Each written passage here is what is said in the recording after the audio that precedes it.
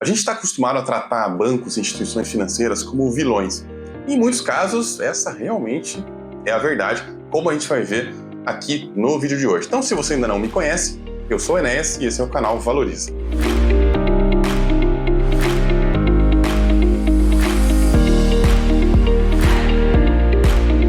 Antes de começar, se você gosta de finanças, investimentos, desse tipo de assunto, sem enrolação e principalmente sem mimimi, sem papo de manada, aproveita, se inscreve aí no meu canal, que é isso que eu tento trazer aqui para vocês. Então, cumprir essa diretriz, vamos começar logo, né? Os bancos são considerados vilões por muitos de nós. A gente realmente vê que os bancos fazem muita maldade. Eles oferecem lá aquele consignado na aposentadoria de uma velhinha que nem sabe o que está fazendo direito. Eles vendem lá título de capitalização para semi-analfabeto. Eles fazem várias coisas que eles não deveriam fazer. Né? Realmente eles são ali vilões muitas vezes nessa história. Eles enganam mesmo. Como, claro, eles pressionam os vendedores e os vendedores vão lá, ligam para a gente, oferecem coisas que a gente não precisa. E, claro, muitos de nós acabam comprando e tal. Mas veja, a gente tem um hábito muito ruim de jogar a culpa dos problemas nos outros. Eu queria falar isso assim com muito cuidado. Tudo bem, os bancos realmente eles são maldosos. Mas muitas vezes a gente também tem uma boa parte de responsabilidade nisso. E aliás, é sobre isso que eu quero falar. Porque o que os bancos fazem ou não está dentro do meu controle. O que eu controlo é só o que eu faço. Então eu posso mudar a minha atitude, mas eu não consigo mudar, por exemplo, a atitude de um banco. E veja, eu não estou aqui tentando defender o banco, pelo amor de Deus, esse aqui não é o meu papel. Quero mostrar aqui que muitas vezes nós temos responsabilidade também. Aliás, isso é uma coisa muito, muito difícil assim, de debater hoje em dia, porque existe muito mimimi por aí. E uma frase que é dita e que é verdadeira é que a vítima nunca tem culpa. Existem alguns crimes aí violentos e coisas muito mais graves, onde às vezes a vítima se sente culpada. Pela própria natureza do crime, a vítima ela fica para baixo, ela acha que ela tem culpa naquilo lá e tal. E não é tema desse canal, mas por causa disso, a gente na nossa sociedade reforçou muito a ideia de encontrar o vilão e acusar sempre o vilão. É claro, quando um bandido coloca a arma na sua cabeça e te assalta, a culpa é só do bandido. A culpa não é sua. Você é vítima e vítima não tem culpa. O problema é que muitas vezes vítima tem responsabilidade. E são coisas completamente diferentes.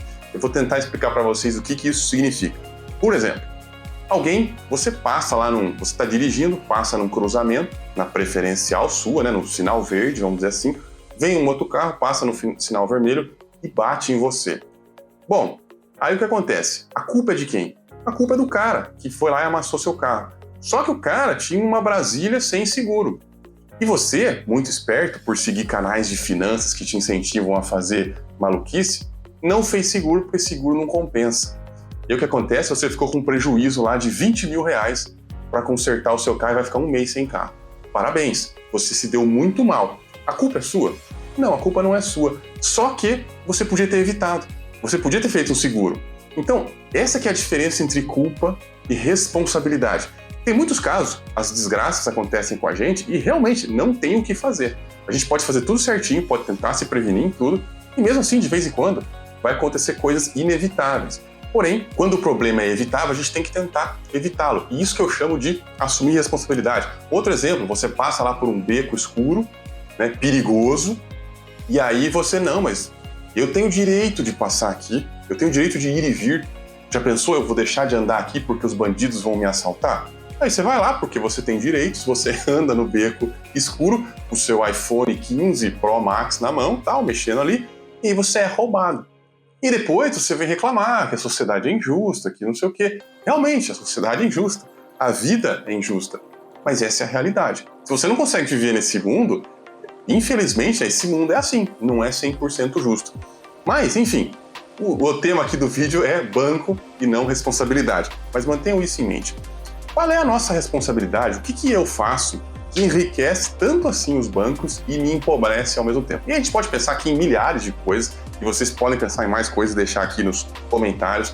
Mas basicamente, uma das coisas que os bancos fazem conosco é nos oferecer tralhas para a gente comprar. Então a gente compra lá título de capitalização, umas porcarias assim muito, participa de sorteios, coisas assim que são realmente péssimas, Mas nós somos mais espertos que isso, a gente sabe que, que isso não deve ser feito. Então, para quem se acha um pouquinho mais esperto, o banco tem lá, sei lá, fundos de investimento, que são coisas assim abomináveis, né? Porque você tem fundo de investimento em banco que cobra 1% de taxa de administração para comprar uma ação. Então, o fundo ele compra ações da Vale. Olha que legal.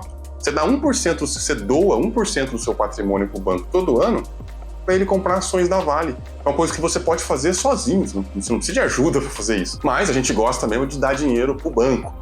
Fundo de renda fixa também, que geralmente compra coisa que a gente podia comprar, compra título público, né? Compra coisa que a gente podia comprar sozinho, sem pagar custo. Aí você está lá dividindo o seu dinheiro com o banco. A gente gosta muito dos bancos, porque a gente gosta de dividir o nosso dinheiro com o banco, né? Você tem fundos multimercado, que deveriam ser fundos aí diversificados. Só na prática eles investem um monte lá em renda fixa, colocam um pouquinho em outra categoria e frequentemente perdem dos índices, né? É muito comum que no longo prazo esses índices rendam menos do que qualquer outro, do que o CDB. Eles costumam perder de tudo que é índice. Mas você é muito mais esperto que isso e não cai nessa. Então você vai lá, para quem se acha um pouco mais esperto, o banco inventou o COI, o Certificado de Operações Estruturadas. Olha que coisa legal, né? Eu já tenho um vídeo antigo que fala sobre isso, vou deixar aqui nos cards, não vou ficar aqui perdendo tempo de vocês com isso. Mas quem enriquece os bancos somos nós, que investimos em COI, que é uma tralha, uma coisa que não serve para nada, só serve para pagar taxa para o banco. Né? Enfim, eu não vou aqui ficar explicando porque, como eu falei, eu já tenho um vídeo sobre isso. Mas assim, os investimentos nem são os piores, porque isso você também encontra nas corretoras, tem aquele seu amigo assessor de investimento que provavelmente só quer te empurrar a tralha também. Então, não é o mais grave.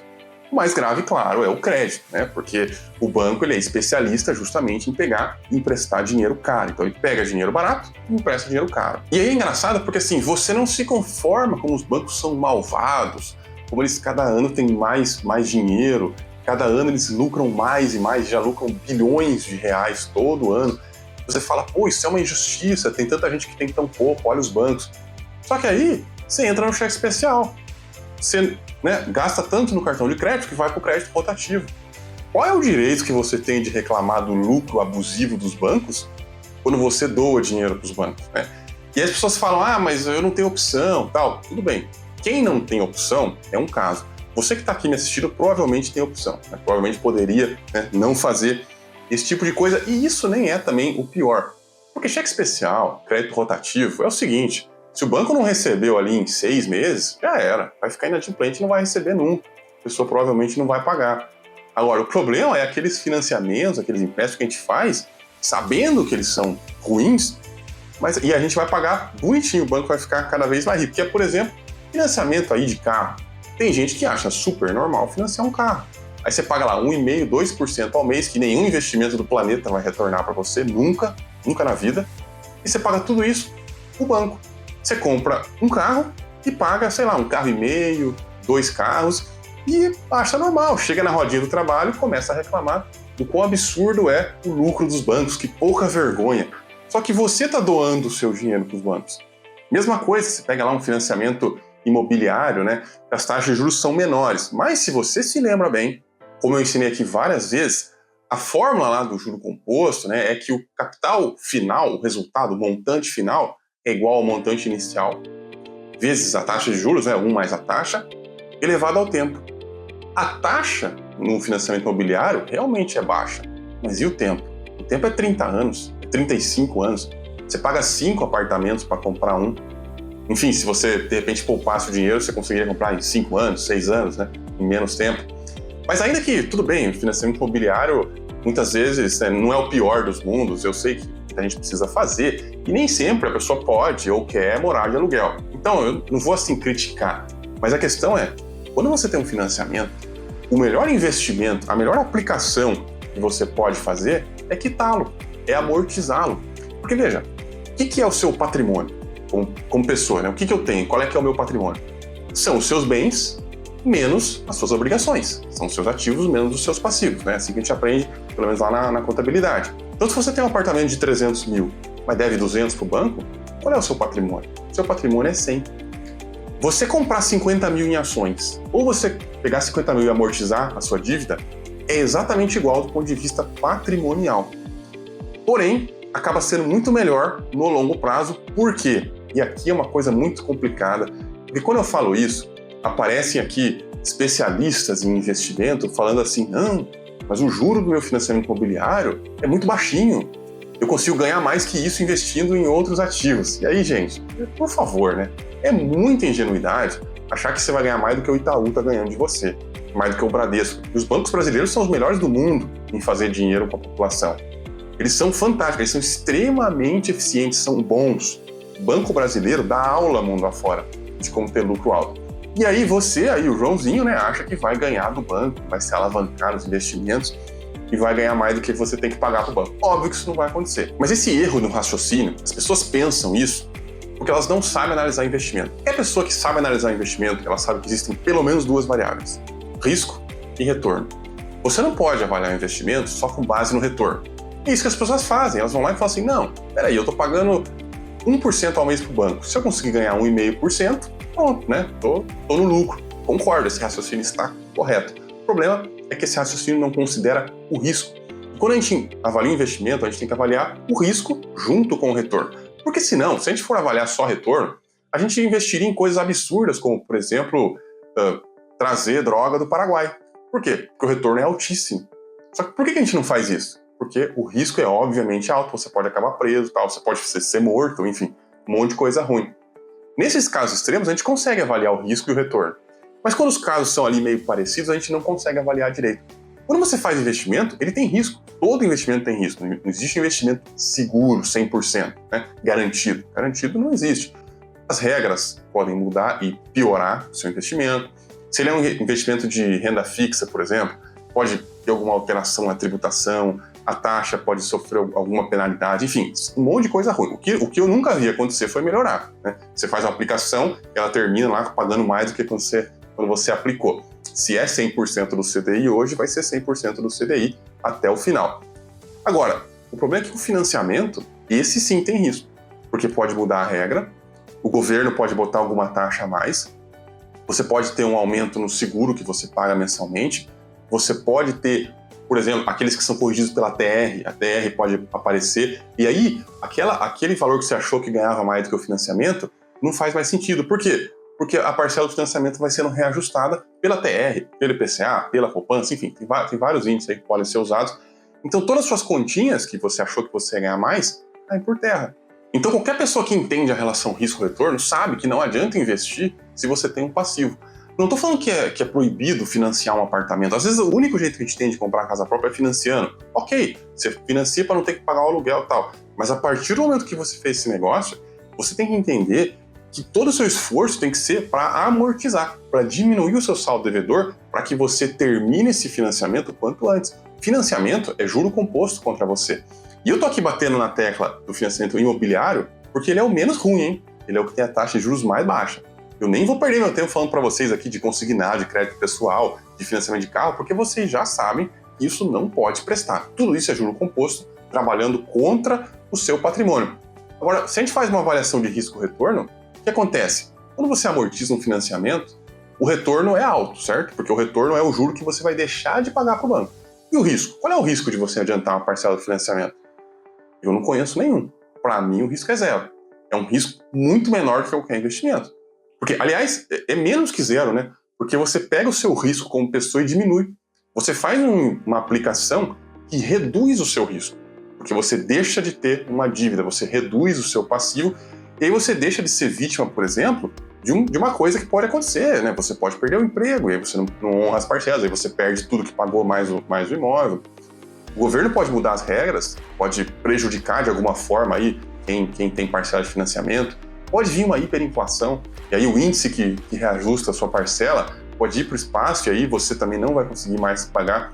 Tudo isso pode acontecer. Tô falando que vai acontecer? Claro que não, né? Mas quando a gente fala de investimento de 30, 35 anos, gente, imagina só, 30 anos atrás, se alguém ia conseguir prever tudo o que aconteceu nos últimos 30 anos. Né? Imagina alguém lá em 1993 tentando prever que ia ter 11 de setembro, que ia ter crise de 2008, que ia ter pandemia do Covid, que ia ter... Enfim, né? Então, acho que vocês sabem que a gente não consegue fazer isso. E claro que o banco sabe disso, ele lucra em cima disso, né? O banco não sai perdendo nunca. Mas quem é que bota dinheiro dentro do bolso do banqueiro?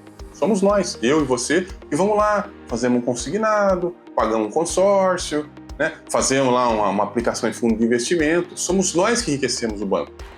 E aí, bom, o que a gente pode fazer a respeito disso, né? Porque eu imagino que a maioria das pessoas que me assistem aqui não fazem nada disso mesmo e entendem bem como é que funciona essa questão do juro composto, essa questão de perder taxinha para o banco e tal. Vocês não façam isso. Mas o que a gente pode fazer então? A gente só pode tentar ajudar as pessoas. Tem gente que não tem noção, por exemplo, fazer um financiamento de carro é uma coisa que destrói a sua vida, destrói o seu patrimônio. Tem gente que fica a vida inteira pagando parcela de um carro, aí usou o carro lá 3, 4 anos, troca de carro, ganha uma nova parcela. Quer dizer, o cara teve carro a vida inteira, mas na verdade ele nunca teve carro, porque nem o carro ali não é dele. Se o cara parar de pagar, o banco toma. Então, isso é muito comum, e óbvio que isso é uma vida muito, muito pior, né? Você acaba com muito menos patrimônio, acaba vivendo muito pior. Mas como você começa já de cara com o carro, né? Às vezes as pessoas acabam preferindo o financiamento, enfim. E esse monte de besteira que o banco joga na nossa cara. Mas o que eu queria falar para vocês, a nossa conclusão, é o seguinte: você não é vítima, você faz as coisas que você escolhe, né? Não estou falando daquela pessoa lá que é desempregada, que não tem o que fazer, que teve que pegar cheque especial para comer. Não estou falando dela, não. Estou falando de você. Você não é vítima, você sabe o que você faz e você tem a opção, olha que legal, você tem a opção de não doar o seu dinheiro para os bancos, de não fazer financiamento, de não fazer consórcio, de não investir em fundo de investimento. Enfim, você tem essa opção e ela é viável para você. Quer doar dinheiro? Procura uma ONG, vai doar para uma ONG lá que alimenta as crianças, que dá educação, né? Procura algum lugar aí que faz alguma coisa dessa e doa o seu dinheiro. Mas não doa o seu dinheiro os bancos, né? Porque eles já são ricos o suficiente. E bom, queria deixar para vocês uma pergunta, que é: de que outras formas a gente doa o nosso dinheiro para os bancos? De que outra forma as pessoas ajudam a sustentar os bancos, mesmo sem precisar? Talvez as taxas de administração da conta, né? Anuidade de cartão de crédito, enfim, deixa aqui embaixo para a gente poder continuar essa discussão. E, por favor, deixem de sustentar os bancos, eles não precisam de você. A gente volta semana que vem com outro vídeo. Até lá!